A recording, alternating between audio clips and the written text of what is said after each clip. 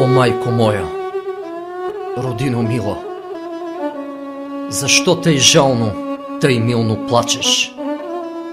Гарване, и ти, птицо проклета, на чий гроб там тъй грозно грачеш?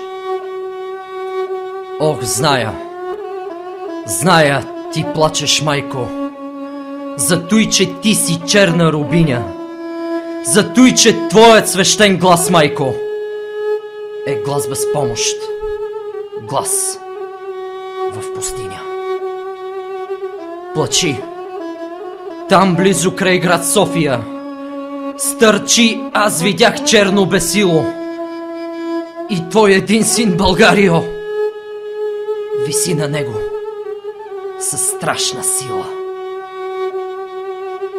Гарванът грачи грозно, зловещо, псета и вълци вият в полята, старци се молят Богу горещо, жените плачат, пищят децата. Зимата пее своята зла песен, вихрове гонят тръни в полето, и студ, и мраз, и плач без надежда навяват на теб скръб на сърцето.